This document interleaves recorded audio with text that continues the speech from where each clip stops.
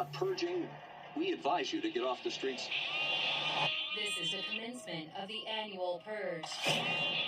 This won't bring your son back. Don't do this. All crime, including murder, will be legal. It's an unwritten Purge rule. We don't save lives. We can't have heroes. Just try to stick to the plan. No heroes. Thank you. Follow me. Hey, we have to go now! Oh my God, where are they taking us? This lot is fresh off the streets. The bidding will start at 200,000. I'll see you shortly on the hunting grounds. We're gonna have people in front of us, we're gonna have people behind us. Don't stop. Run for your life. People like us, we don't survive tonight. It's my night! The Purge! They're coming. Remember all the good the Purge does. Rated R. Coming soon to an America near you. No, seriously, you don't think this administration is going to try to make the Purge a reality? I'm actually kind of surprised we aren't doing that yet, but maybe that's what's going on in Minnesota right now. But anyway, getting off of real life here, welcome to Time About the Movies, everybody. Today we are taking a look at the 4 films that make up July 18th, 2014, and we have a couple of surprises, couple of disappointments, and yeah, they're dispersed all throughout this episode here. So let's begin with the biggest of the new releases, which is, of course, The Purge: Anarchy. In it, you have a couple played by Zach Gilford and Keely Sanchez who are driving home to their kids when their car runs out of gas just as the purge commences. Meanwhile, you have a police sergeant played by Frank Grillo who goes out into the streets to get revenge on the man who killed his son, and a mother, Carmody Jogo, and daughter, Zoe Soul, running from their home after assailants destroy it. The 5 people meet up as they attempt to survive the night in Los Angeles. And like I said, the first Purge movie is kind of a mixed bag overall. Some people like it, some people hate it. I thought it was actually pretty okay. I mean, I like the idea of it, but, you know, the whole thing about it was that a couple things. One, the acting's good, but, you know, this whole thing could have been prevented if this one kid didn't let this one guy in the house. And honestly, the film could have also had a better plot to work with and also kind of explain more of why the Purge is supposed to do what it does. But luckily, this movie really does fix all that, and I'll get to that in just a second here. Honestly, the vines that people were making for this movie were much better than the actual movie itself. For those of you youngsters out there that don't know what the Vine is, just imagine TikTok before it was TikTok. I mean, it was pretty much that, except Vine I think was much funnier. Even though most of us are on TikTok right now, but I would rather have Vine than TikTok in my personal opinion. But the sequel, there's a sense that there's more going into this film than the first film is, and yeah, it delivers on those promises, and at some points the movie can legitimately be terrifying. I mean, Frank Grillo, who we just seen in Captain America: The Winter Soldier, gets his chance to shine as a leading actor in this, and I thought he did a pretty good job in this, as does the other 4 people he works with. The action scenes are really good, and the sense of fear of getting killed during this 12-hour period is definitely there. What I probably wasn't there the first time around is because we're mostly spending the time inside of this one house instead of going out in the open and seeing what everybody else is going through in this situation here. And I'm glad they didn't take the cheap way out of this whole thing. I like the fact that they didn't just redo the first film. They added to the story. They created an explanation for why the Purge is supposed to do what it does and how people can take that in extreme levels. They create these new scary elements to the world. You see it in the trailer. The best aspect of that is when you have these 5 people getting kidnapped and being sold off to these upper-class purgers. It's such a nicely shot scene that is handled creepily well. The intentions are much scarier than the trailers before had promised you. I mean, this film overall is a much better movie than the previous movie in general here, but it still doesn't have enough of an edge to really make me say it's even better than the first movie. It's a much stronger movie than the first movie is. It's a better movie, but I definitely think that this one has a little bit more of a flaw to it overall, but there's definitely a lot more to it going for it, like the whole idea of the expansion of why the Purge is around here and what it's supposed to actually be doing here. It does have a lot going for it. It definitely shows that there's a lot more elements being brought to the table here, and the fact that, you know, we're taking it out of the house, we're making it much bigger than it needs to be, and we're showing you the scare factor of being out during this terrifying situation in general, and it's very well done overall. I mean, they expand on this universe very, very well. It does show off what the series could eventually become down the road, which eventually will become down the road. It's definitely a better movie than the first film is. I think it does a better job of explaining why the Purge is doing what it's supposed to be doing, and it's just a good movie, man. It's a really good film. It's definitely better than the first movie overall. Not perfect yet, but we're getting there. We're going to get there within the next couple of movies. But, yeah, overall, terrific film. Absolutely terrific. Definitely a lot better than the first movie was. Speaking of movies that were better than the first film was, here's one of the big surprises of the summer. Who would have guessed that a sequel to Planes would be as good as it was? We've got a report of a wildfire. Dangerous work. But that's the job of a firefighter. You might not feel We need every plane we've got. You might not see I will never understand why you want to jump out of a perfectly good airplane. We're not. We're jumping out of you. Never let it go. I'm Dipper, as everyone calls me. Okay, Mrs. Miss. Miss. Miss, yeah. Dipper. Dipper. Yep.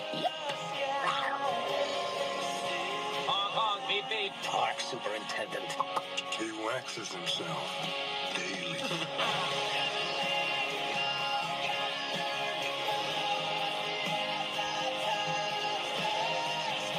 Watch your altitude. Copy that? I see him. I got it.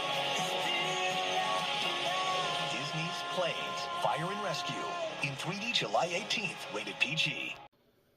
Yeah, Planes, Fire, and Rescue was actually a pretty damn good movie. It was actually one of the big surprises of the summer in general. It was a movie that, it's coming off of a first film that was basically just a cash-in for the Cars franchise. It was originally supposed to be a direct-to-video movie, and then somehow got blown up for the big screen, and it just didn't work overall. This one, however, is a completely different animal altogether. This is the one where you could tell they put the effort into it, not just in the animation, but the storytelling, and actually feels more like a Pixar movie than the first film did. So you have Dusty Crophopper, once again played by Dane Cook, who is now learning that his engine is damaged and he may never race again. So he has to shift gears and is launched into the world of wildlife air attacks. He joins forces with a veteran fire and rescue helicopter voiced by Ed Harris and his air attack team, including Little Dipper, voiced by Julie Bowen, Windlifter, Wes Studi, Cabby, Dale Dye, and a lively bunch of brave all-terrain vehicles known as the Smoke Jumpers. Regina King, Corey English, Brian Cal, and Danny Pardo, Matt Jones, and together the fearless team battle a massive wildfire, and Dusty learns what it takes to become a true hero. Yeah, this one is surprisingly really good. I was actually really impressed on how this movie was one of those big surprises I did not see coming a mile away. Yeah, you get terrible puns here and there, like the whole there's a line in the trailer where these two cars are trying to pick this car up, and she goes like, "Oh, pickup trucks," and like stuff like that. Between that there are very few and far between. Sometimes you do get a good joke here and there. Like there's a good joke. I think this was the one that actually had it in this where. Like, there's a part of the movie where one of the cars goes, "She left me for a hybrid." Like, that's a good, like, that's an example of a joke where it actually does kind of work in here. And, yeah, I think the sequel does a better job because there's at least a message and a point to it being there that they're trying to get across in general. And I thought they did a pretty good job of it. I think what happened is that in between films, someone on the creative team looked at the first film and said, "Look, if we're going to do another film, let's not insult the intelligence of our audience and do something unique and actually maybe teach a lesson or two." Because honestly, that's what it feels like when you look at this movie. And the voice actors are very good here. Once again, Dane Cook is really good as Dusty, and I liked him a lot in the first movie in general here. He's not bad in this. I mean, I guess that's what we need to do with people who get on our nerves. Just put them in a recording studio and just let their voices do the acting. I mean, look at what it did for Jason Biggs on the Ninja Turtles TV show of the 2010s. I mean, it turned him into a pretty decent actor overall. Julie Bowen, Stacy Keach, Ed Harris do a lot of good job with the voices in general here. There's some stunt casting here and there, but it's not unnecessary or annoying, really. And that's really kind of how I feel about the movie in general here. It's not annoying, it's not unnecessary. There is actually something of merit here. It's a movie that's made strictly for kids and regular adults like myself who probably scoff at this and go like, "I'm too sophisticated for a movie like this." But for kids, though, it's a good movie. It's definitely an upgrade over the first movie. It felt like more of an effort being put into it. I mean, I think kids would enjoy this, and I don't think adults would be really offended by it overall if they showed their kids this. I mean, if they had already seen How to Train Your Dragon 2, which came out early in the summer, this would probably be a fine alternative for them to see But yeah, if you're going to show them one or the other, just show them How to Train Your Dragon first, and then maybe if they're interested in Planes, Fire, Rescue, definitely show them that. But yeah, like I said, it's definitely a better movie than the first film, and that's more you can ask for a film like this, so take that for what you will. So with all that said, let's go ahead and move on to easily the worst movie of the entire week. And easily the worst movie Cameron Diaz will make in 2014. Yeah, suck at other women and anti-haters. Sex Tape is the bottom of the barrel for her and Jason Segel. We're gonna go to jail, Jake. Welcome To our sex tape. Oh, crap. It's up on the internet for the entire world to see. I'm on there too. Nobody cares about the guy. Fair enough. We have to get that back right now. Who has sex for 3 hours? We do. That's the length of the movie Lincoln. You did the full Lincoln. Sex tape. Lincoln jokes, because heaven forbid that Steven Spielberg's Lincoln will still be relevant in 2014 because of how long the movie is. And it's just like, if you're gonna do that joke, do it with something that came out not too long, not something that came out not too long ago. Do something like, you could have done the Lord of the Rings or the Harry Potter, because that would have made a whole lot more sense. With this, it's literally date stamping the movie before the movie even is out. And that's one of the many problems of this movie. Because, yeah, like I said, this movie is awful. So you have Jason Segel and Cameron Diaz reuniting again for the first time since Bad Teacher as a couple who get together. Their romantic connection is intense, but 10 years and 2-year kids later, their flame of love needs a spark. So to kick things up a notch, they decide why not to make a video of themselves trying out each position in the Joy of Sex book in one marathon 3-hour session. It seems like a great idea until they discover that their most private video is no longer private. With their reputations on the line, they know they're just one click away from being laid bare to the world. But as to their race to reclaim the video leads them to a night they'll never forget, they'll find that the video will expose even more than they bargained for. I mean, this movie in particular is just, this is a mess, man. This movie beat me down when I saw it. I don't like it, and yet I don't hate it at the same time. It's not a bad movie on the levels of some of the other bad films I had to sit through, and one we're going to get to next week. I think movies like That Awkward Moment, Transcendence, and the film we'll get to next week are much worse, but with this, you expect so much more from it because of who's involved in it. And the fact that it's a lot of the same people that made Bad Teacher, which was a really funny summer comedy that came out 3 years ago. And we're getting to the point where raunchy R-rated comedies really are not the norm anymore. We get one every year that will break out big time, but yeah, this was getting to a point where we're not there yet, but we're getting to a point where the raunchy R-rated comedy was kind of dying out at this point. And to the movie's credit, Cameron Diaz and Jason Segel aren't bad in this. They have good chemistry together, as they showed in Bad Teacher, and that's really the only good thing I can say about the movie, is that the chemistry is very good between them. They just need a better script to work with here, because this movie is just... The biggest flaw of this movie is that it's just a lame movie. The plot definitely has some potential for comedy gold, and the film really doesn't do anything with it. The story is really not that intriguing whatsoever. It's just, here's an R-rated comedy that takes the easy way out and fails because of that. There's a stupid subplot where Rob Corddry's son wants $25,000 from Jason Segel for the tape, and there's not one point in this film before that showed this kid had anything against him. So where did that even come from? Why? Because Jason Segel had the Michael Jordan, LeBron James argument in Bad Teacher? Was that why we're doing this? It makes no sense whatsoever. And another problem with the movie is that for a raunchy comedy called Sex Tape, there's almost nothing raunchy about this movie. Yeah, you get to see Cameron Diaz's ass every once in a while, but there's no boobs in here. There's not even that many scenes of them doing the positions in the video until the very end, which is basically a rip-off to the end of The Hangover. It's literally done in pictures, just like the end of The Hangover does. But Bad Teacher had much more raunchier elements to it than this movie does. And another thing that's missing is the comedy.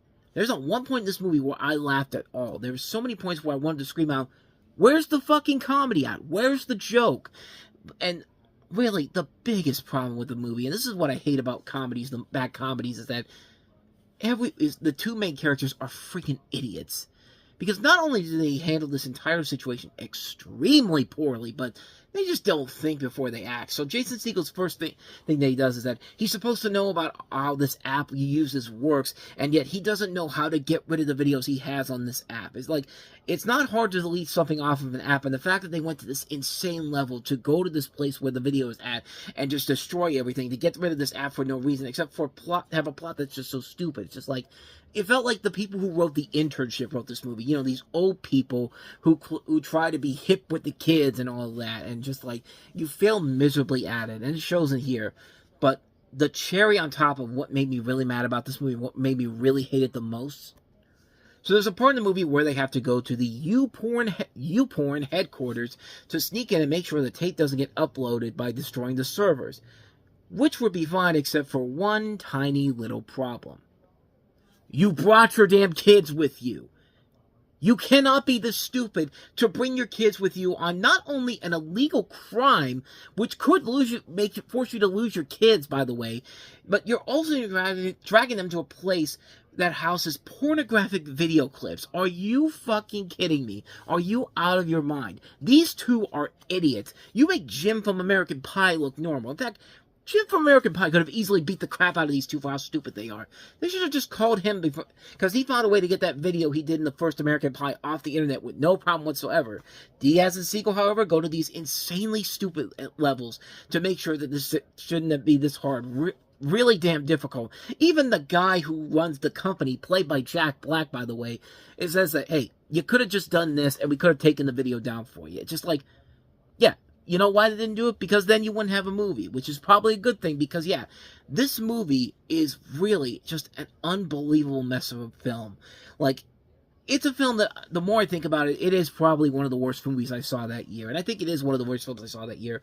For a film that's 94 minutes long, like, this just feels like vapor. It just goes in and comes out. It does not really leave an effect on you, except the fact that this movie in particular really does not have anything of merit to it whatsoever. Like, I mean, I think it's a bad movie. It's a lame, boring, lackluster movie with no creativity or thought put into it whatsoever. It's a film that is just such a mess. And yeah, like I said, this is the bottom of the barrel for Cameron Diaz in 2014. The other woman I thought was funny, and I like Annie. We'll get to Annie later on in the year.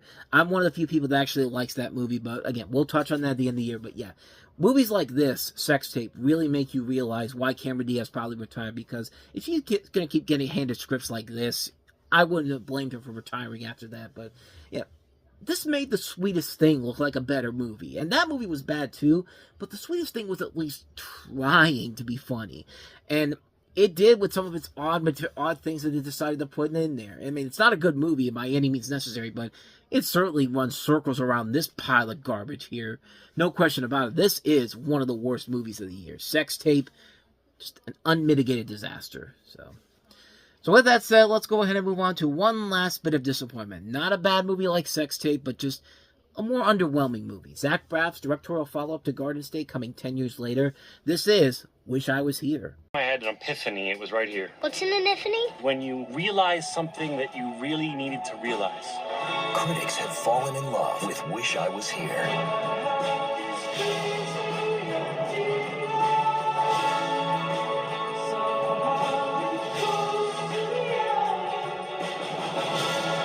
Welcome to Aston Martin. It's really about what it sounds like when you floor it. There will be no flooring of No, sir. Thank you. Wish I Was Here. Rated R. Couldn't you have just made a movie about JD and Turk going on their wild adventures? Because, yeah, Zach Braff and Donald Faison clearly deserve to have a much better movie than this. I mean, you could literally make this the Scrubs movie and just have it be the continuing adventures of JD and Turk. And really, I think you would have had a much better movie than this. Because, yeah, boy, talk about one of the biggest disappointments I've seen in a long, long time. Especially considering how much I loved Zach Braff's first directorial effort. But yeah, this one is very underwhelming. So you have Braff playing Aiden Bloom, who's a struggling actor, father and husband, who's at 35 years old, still trying to find his identity, a purpose for his life. He winds up trying to homeschool his two children when his father can no longer afford to pay for private education, and the only available public school is on its last legs. Though teaching them about their life his way, Aiden gradually discovers some of the parts of himself he couldn't find. So really, what's the biggest problem with the movie in general? Well, before I even get to that, it is a fascinating story about what happened with this movie in general, because Zach Braff basically looked at what happened with the Veronica Mars Kickstarter and basically said, hey, if Veronica Mars can work successfully with a Kickstarter, why can't I do it with my movie? And so he put a Kickstarter together. He wanted to make $2 million to boost the project, and so he ended up getting over $3 million. And even the actress herself, Joey King, who stars in this movie, also donated money before she was even attached to a cast member. But people actually got criticized this because of the fact that $3 million of the $5 million budget came from crowdfunding, and then the company that produced the film, Worldview Entertainment, stepped in to up the budget to $5 million, and it said that the unconventional funding model meant that crowdfunding supporters were promised bonuses for their pledges, yet film financier Worldview Entertainment stood to make a financial return on its investment. Braff stated that he believes the negativity responded to the movie's crowdfunding campaign contributed to the movie's box office failure. I don't think it really was that in general, because neither this nor Veronica Mars were the groundbreaking hits that I think they were expecting them to be, but I mean, to the movie's credit, it's not a bad movie. It's not a bad film at all. It's just kind of an underwhelming film. Now, I really loved Garden State. I think that it's still one of my favorite movies of all time. It's a movie that is so unique and so genuinely interesting from a guy who before that was mostly known for being, the wacky JD on Scrubs. But, that movie gave him a chance to expand his range as an actor in general, and it worked very well. This one, I think, almost works, except the fact that it kind of feels underwhelming overall, despite all the good people involved in this, not just Braff and Faison and King, but Kate Hudson, Josh Gad, Jim Parsons, Mandy Patinkin, Ashley Greene. This was one of the last movies James Avery, Uncle Phil, was in before he died in 2013. I thought he died later on, but no, he died in 2013. Yeah, this is one of the last things he was involved in, and so there is a lot of good people involved in the movie here, and the idea, I think, is very good. The intentions are good, but it's one of those movies that has been its biggest problem overall is that we've seen this type of story done before. We've seen it done before in many other movies. Hell, we saw a lot of it in Garden State, and I think trying to just repeat the same thing you did over and over again, it does get old really fast. And in a film like this, it definitely feels like this movie really feels like it's charted territory we've seen done over and over again. I mean, it's basically about a story about a guy who's trying to figure out what he wants to do for the rest of his life. And so, hey, I'll just go ahead and do this. And just it's nothing new, man. I mean, we've seen people do this not just in real life, but also in movies as well. And yeah, that's really the biggest flaw of it overall, is that it's a story we've seen done to death before. There's nothing about it that really makes it stand out or anything unique overall. Like I said, it's not a bad movie. It's just a film that's been there, done that. I think the actors overall are doing a good enough job in this, and I think Zach Braff is a good director. But I think Garden State did this kind of thing a whole lot better, and I felt like he was trying to recapture that magic over again with this. And it just wasn't there for this one. At least in my personal opinion, it really wasn't. So, yeah, it's not a bad movie, just not the movie that I think a lot of people were expecting it to be after what he did with Garden State. I know I was severely let down by it after watching Garden State as many times as I had, because I love that movie a lot. But this, yeah, it just didn't work for me. I think a lot of people, it didn't work for them. But, yeah, it's just kind of an underwhelming film overall. Not a bad film, but just definitely a film that disappointed a lot of people, myself included. So, wish I was here. And so with that said, we're going to wrap up another episode of Time About the Movies, and we will wrap it up with 6 big movies to wrap July up, including not only the worst movie I saw that summer, not only the worst movie of the year, not only the worst movie of the decade, the worst movie I have ever seen in my entire effing life. That's Scarlett Johansson starring in Luc Besson's Lucy. I've already done a video covering this overall, so if you want to go check that video out, it's on the channel. But yeah, we're going to talk about that one, and it's going to be tough. It's going to be rough for me to go back and relive that horror again. But there is at least some good news. We do get some good movies. We get Brett Ratner directing Hercules, starring Dwayne Johnson, which is easily the best of the 2 Hercules movies released in 2014. But then again, when you have Rennie Harlin's Legend of Hercules as the other one, it's not really much of a shocker that this Hercules is much better. But we'll also take a look at And So It Goes, which I believe stars Michael Douglas and Diane Keaton. We'll also take a look at A Most Wanted Man, and I don't actually remember who's in that movie, so I'll have to go back and look it up. But we have Gabriel Iglesias in the comedy film The Fluffy Movie, Unity Through Laughter. And then we also have Woody Allen's latest film, Magic in the Moonlight. So 6 films overall to take a look at next time around. We will delve into them on the next episode, so be on the lookout for that tomorrow. But with all that said, thank you so much for watching this. I hope you enjoyed it. If you did, please go ahead and do me the honors of hitting that like button, that subscribe button, and that notification button. Also, don't forget to check out our playlist, and don't forget to check out the previous episode we did. So with all that said, whether it's in the past, the present, or the future, I will see you at the movies. Take care.